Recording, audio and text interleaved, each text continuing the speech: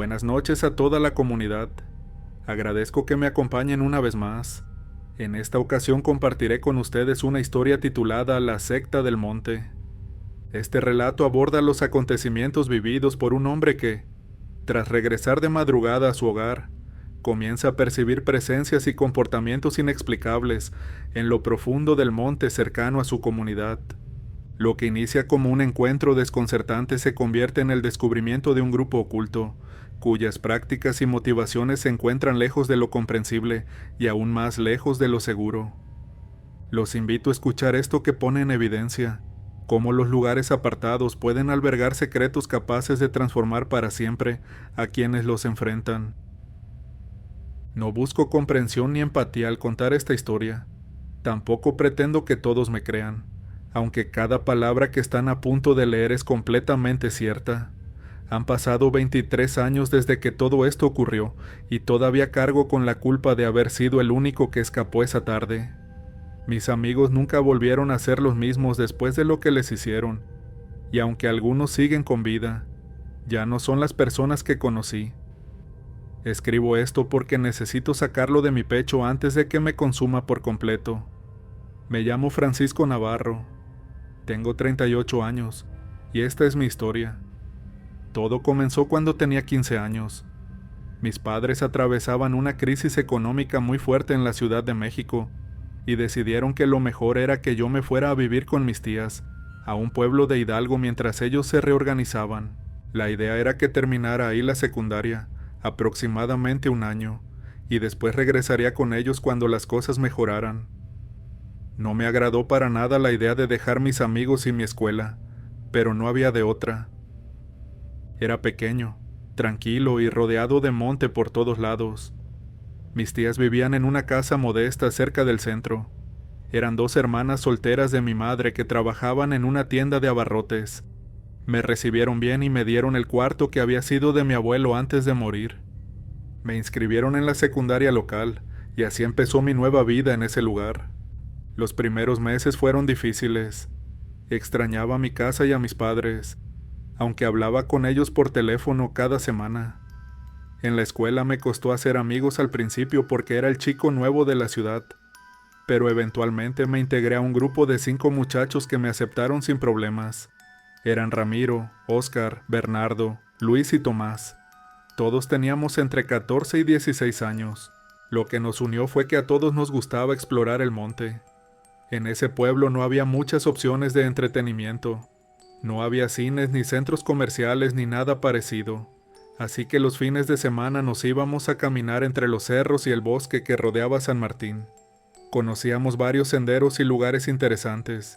Había una cascada pequeña, unas cuevas que usábamos como escondite, y zonas donde crecían frutas silvestres que nos comíamos. Mis tías me dejaban ir, siempre y cuando regresara antes de que oscureciera. Me advertían que no me adentrara demasiado en el monte porque era fácil perderse. Yo siempre les hacía caso y nunca iba solo. Siempre salía con mis amigos los sábados o domingos por la mañana y regresábamos en la tarde.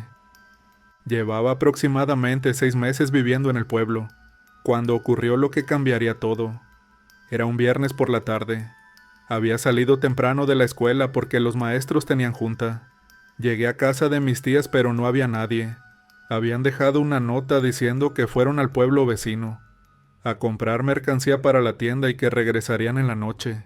Me quedé solo en la casa sin nada que hacer. Pensé en mis amigos, pero todos seguían en clases. Decidí entonces hacer algo que nunca había hecho antes. Iría solo al monte, solo por un rato, a uno de los senderos que ya conocía bien. No pensaba adentrarme mucho ni hacer nada peligroso. Solo quería caminar un poco y despejar la mente. Salí de la casa alrededor de las 3 de la tarde. El sol estaba en lo alto y hacía calor. Tomé el sendero que llevaba hacia la cascada. Era uno que habíamos recorrido muchas veces y me lo sabía de memoria. Caminé durante unos 20 minutos disfrutando del silencio y el aire fresco del bosque. Estaba llegando cerca de la cascada cuando escuché voces. Al principio pensé que eran otros chavos del pueblo que también habían ido a explorar, pero conforme me acercaba me di cuenta de que las voces sonaban extrañas. Eran graves y parecían estar recitando algo en un tono monótono. La curiosidad me ganó. Me salí del sendero y caminé entre los árboles tratando de no hacer ruido. Quería ver quiénes eran sin que me vieran. Avancé despacio agachándome detrás de los arbustos hasta que llegué a un claro pequeño en el bosque. Lo que vi me dejó completamente helado. Había 6 personas paradas en círculo en medio del claro. Todas vestían togas completamente negras que les cubrían todo el cuerpo desde el cuello hasta el piso, y sobre sus cabezas llevaban gorros puntiagudos que se extendían hacia arriba como los que usan las brujas en las películas. No podía verles las caras.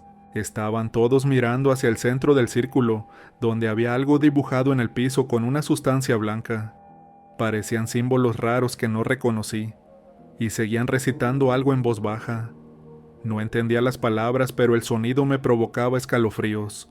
Me quedé ahí paralizado observándolos durante lo que debieron ser solo unos segundos, pero que se sintieron como una eternidad. Mi cerebro tardó en procesar lo que estaba viendo. No tenía sentido que hubiera gente vestida así en pleno día y en medio del monte. Parecía sacado de una película de terror, pero estaba pasando frente a mis ojos. Entonces uno de ellos volteó ligeramente en mi dirección. No sé si me vio o solo fue coincidencia, pero ese movimiento fue suficiente para sacarme del shock. El miedo me invadió completamente y lo único que pude pensar fue en salir de ahí lo más rápido posible. Me levanté y eché a correr sin importarme el ruido que hacía. Tropecé con raíces y ramas, pero no me detuve. Corría con el corazón latiéndome tan fuerte que sentía que iba a explotar. Solo quería llegar al sendero y regresar al pueblo. Mientras corría me aterraba la idea de que me estuvieran siguiendo. Imaginaba esas figuras negras corriendo detrás de mí entre los árboles. Sentía que en cualquier momento una mano me agarraría por la espalda, pero no me atreví a voltear. Simplemente seguí corriendo hasta que salí del bosque y llegué a las primeras casas del pueblo. Solo cuando estuve en la calle principal me detuve a recuperar el aliento. Me dolían los pulmones y tenía las piernas temblando. Miré hacia atrás y no vi a nadie. No me habían seguido, o al menos no hasta el pueblo. Me senté en la banqueta tratando de calmarme y procesar lo que acababa de ver. Regresé a casa de mis tías y me encerré en mi cuarto. No sabía qué hacer ni a quién contarle. Sonaba tan extraño que dudaba que alguien me fuera a creer. Pasé el resto de la tarde dándole vueltas en la cabeza tratando de encontrarle una explicación lógica a lo que había visto. Cuando mis tías llegaron en la noche les dije que había estado en casa todo el día. No me atreví a contarles nada. Cené con ellas tratando de actuar normal, pero por dentro seguía asustado. Esa noche dormí mal. Soñaba con esas figuras encapuchadas rodeándome. Al día siguiente era sábado. Quedé de verme con mis amigos en la plaza como siempre hacíamos. Cuando llegué ya estaban todos ahí. Ramiro fue el primero en notar que algo andaba mal. Me preguntó si estaba bien porque me veía pálido. Al principio dije que no era nada, pero finalmente decidí contarles. Les expliqué todo lo que había visto el día anterior. Las 6 personas con togas negras y gorros puntiagudos. Los símbolos en el piso. El canto extraño. Cómo había corrido de regreso al pueblo con miedo de que me siguieran. Esperaba que me tomaran en serio, pero la reacción que obtuve fue completamente diferente. Ramiro se echó a reír. Dijo que probablemente había visto a unos chavos disfrazados haciendo una broma. Oscar estuvo de acuerdo y agregó que tal vez estaban ensayando para alguna obra de teatro. Bernardo fue más directo y me dijo que seguramente lo había soñado, o que me estaba inventando historias para asustarlos. Luis y Tomás no se burlaron abiertamente, pero tampoco me creyeron. Se notaba en sus caras que pensaban que estaba exagerando o que había confundido lo que vi. Por más que insistí en que era cierto, no logré convencerlos. Al final Ramiro me retó. Me dijo que si de verdad había visto eso, entonces al día siguiente iríamos todos al monte a comprobarlo. Acepté el reto, aunque por dentro estaba aterrado. No quería volver a ese lugar, pero tampoco podía quedar como mentiroso frente a mis amigos. Quedamos en que el domingo por la mañana nos encontraríamos temprano para ir juntos al monte. Esa noche tampoco pude dormir bien. Tenía un mal presentimiento sobre lo que haríamos al día siguiente. Pensé en inventar una excusa para no ir, pero sabía que mis amigos nunca me lo perdonarían. Además, una parte de mí quería demostrarles que no había mentido.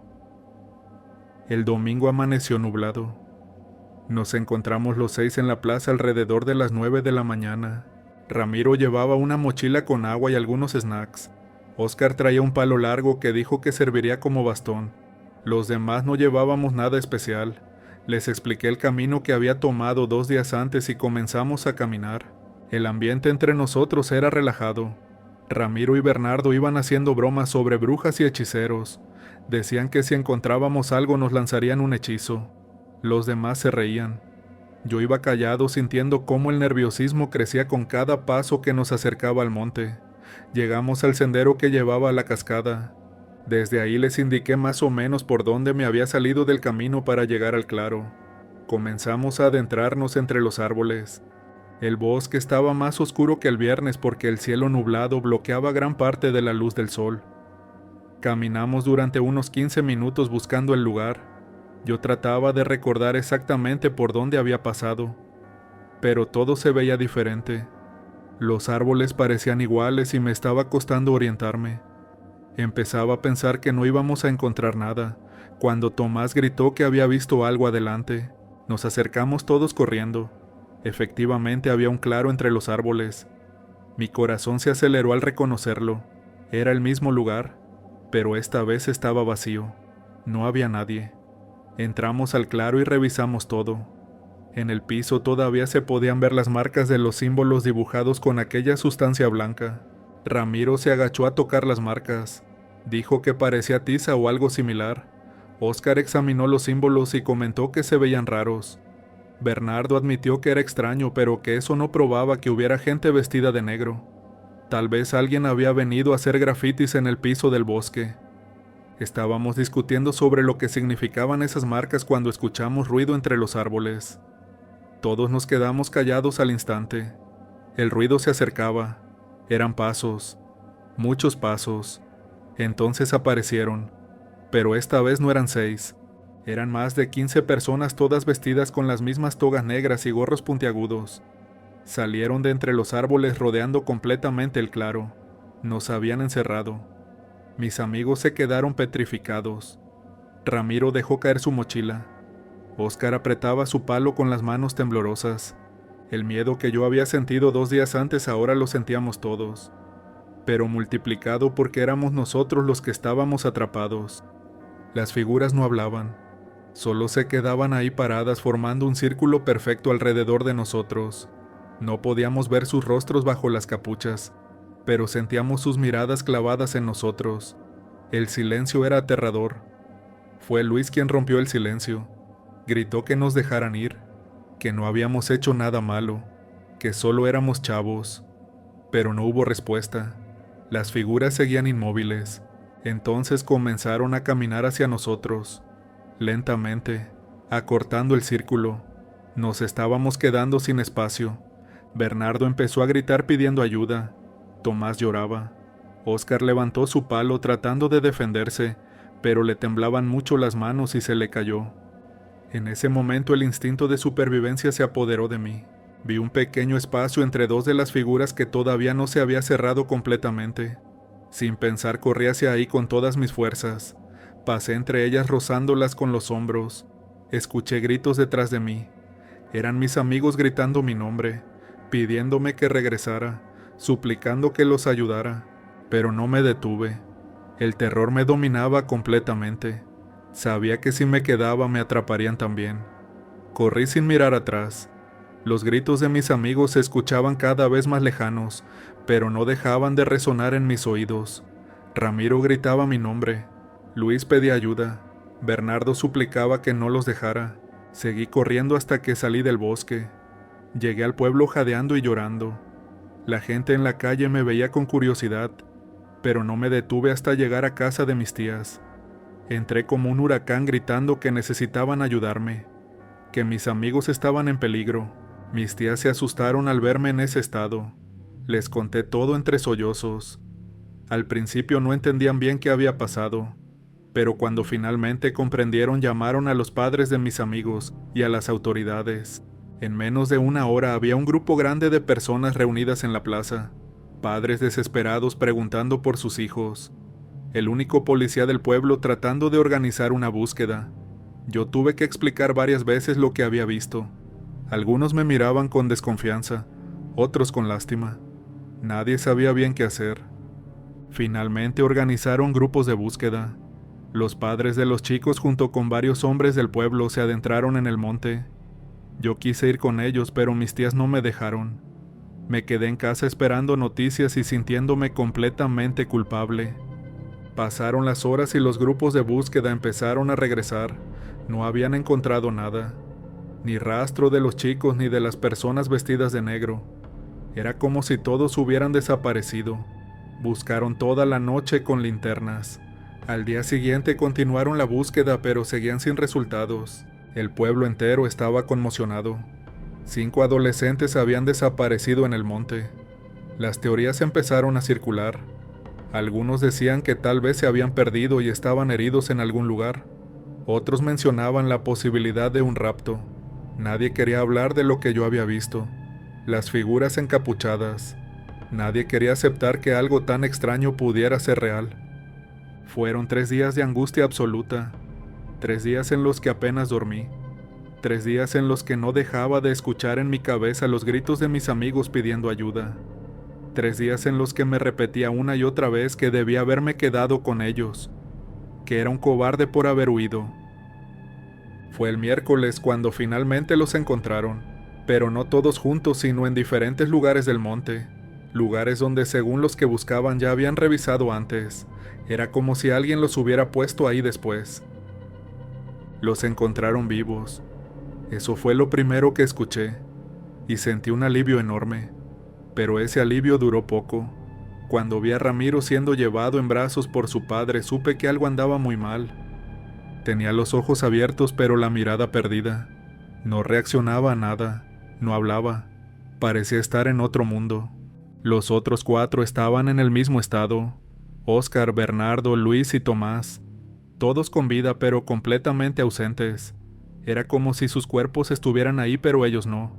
No recordaban nada de lo que había pasado. No recordaban haber ido al monte. No recordaban las figuras encapuchadas. Simplemente no había nada en sus memorias. Los llevaron al centro de salud del pueblo. Los doctores los examinaron y físicamente estaban bien. No tenían heridas graves, solo algunos rasguños y moretones. Pero había algo más. Algo que hizo que todos en el pueblo se quedaran helados. Tenían marcas en sus cuerpos. Símbolos extraños grabados en la piel de sus brazos y espaldas. No eran tatuajes normales. Parecían haber sido hechos con algún tipo de quemadura controlada. Los símbolos eran similares a los que habíamos visto dibujados en el piso del claro. Figuras geométricas raras mezcladas con letras de un alfabeto que nadie reconocía. Intentaron quitarles las marcas de todas las formas posibles. Las frotaron con jabón, usaron cremas, incluso probaron con métodos caseros que la gente sugería.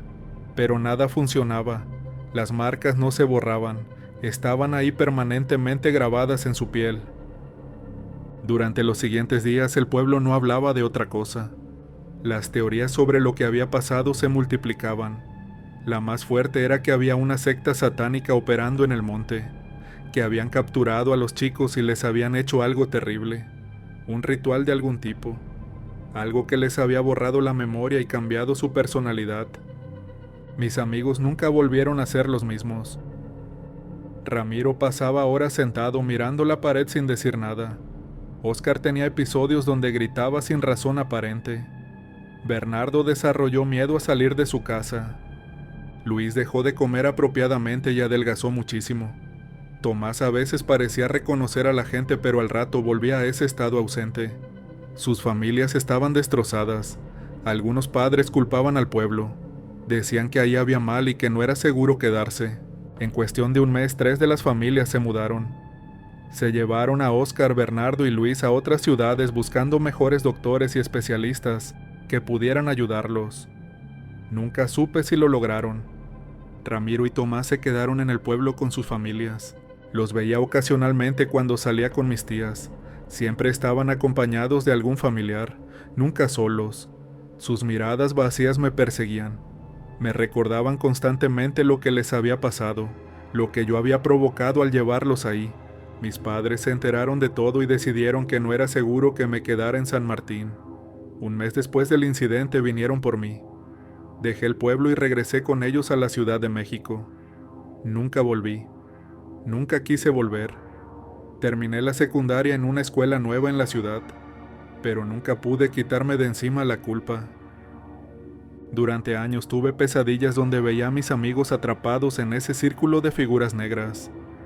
Los escuchaba gritar mi nombre, pedirme que regresara, y yo siempre hacía lo mismo. Corría, los abandonaba. Intenté buscar información sobre lo que les había pasado. Leí sobre sectas satánicas y rituales oscuros. Encontré casos similares en otras partes de México, donde gente desaparecía en circunstancias extrañas y regresaba con la memoria borrada. Pero nunca encontré respuestas concretas. Nunca supe exactamente qué les hicieron a mis amigos en esos 3 días. Las autoridades investigaron, pero nunca encontraron a los responsables. Nunca hallaron evidencia de quiénes eran esas personas ni dónde se escondían. Era como si no existieran, como si hubieran sido fantasmas. Pero las marcas en los cuerpos de mis amigos eran reales. El cambio en sus personalidades era real. El daño que les causaron era irreversible. Con los años intenté contactar a las familias que se quedaron en el pueblo. Conseguí el teléfono de la mamá de Ramiro. La llamé hace como 5 años. Me contó que él seguía igual, que nunca había recuperado su personalidad, que vivía en un estado perpetuo de confusión, que necesitaba cuidado constante. Me agradeció por llamar, pero escuché en su voz algo que me partió el corazón. No era enojo ni resentimiento, era resignación. De Tomás supe por terceros que su familia finalmente también se mudó. No aguantaron más vivir en el pueblo con todos los recuerdos. De los otros 3 nunca volví a saber nada. No sé si siguen vivos. No sé si lograron recuperarse. Espero que sí, pero en el fondo dudo que algo así tenga cura. Ahora tengo 38 años. Estoy casado y tengo 2 hijos. Vivo una vida normal en apariencia. Trabajo como contador en una empresa. Mis hijos van a buenas escuelas. Mi esposa es una buena mujer que me apoya, pero hay una parte de mí que nunca sanó. Nunca les he contado esta historia a mi esposa, ni a nadie más. Es la primera vez que la pongo por escrito. La cargo sola desde hace 23 años. Cada cumpleaños que pasa pienso en mis amigos, en cómo estarían ahora si nada de eso hubiera pasado. Ramiro probablemente sería ingeniero como quería. Óscar había hablado de ser maestro. Bernardo soñaba con tener un rancho. Luis quería ser doctor. Tomás nunca supo qué estudiar, pero era bueno para los deportes. Todas esas posibilidades se perdieron aquel domingo en el monte, y yo sigo cargando con la culpa de haber sido el único que escapó, de haberlos dejado atrás, de no haber podido hacer nada para salvarlos. Sé que técnicamente no fue mi culpa. Sé que si me hubiera quedado probablemente estaría como ellos o peor. Pero eso no hace que me sienta mejor. Los escuché gritar mi nombre. Los escuché pedir ayuda. Y corrí. Esa es la verdad que me persigue. No sé qué fue lo que les hicieron en esos 3 días. No sé qué significaban esas marcas en sus cuerpos. No sé quiénes eran esas personas vestidas de negro ni qué buscaban. Nunca lo sabré. Y esa incertidumbre es casi peor que saber la verdad. Lo único que sé es que el mal existe, que hay cosas en este mundo que no podemos explicar, y que a veces la línea entre la vida normal y el horror absoluto es más delgada de lo que pensamos. Esa tarde de domingo cruzamos esa línea. Yo logré regresar, ellos no. Escribo esto porque necesito que alguien sepa lo que pasó, que alguien conozca la historia completa. Mis amigos no pueden contarla, sus memorias fueron borradas, pero yo la recuerdo toda, cada detalle, cada segundo, y viviré con eso hasta el día que muera.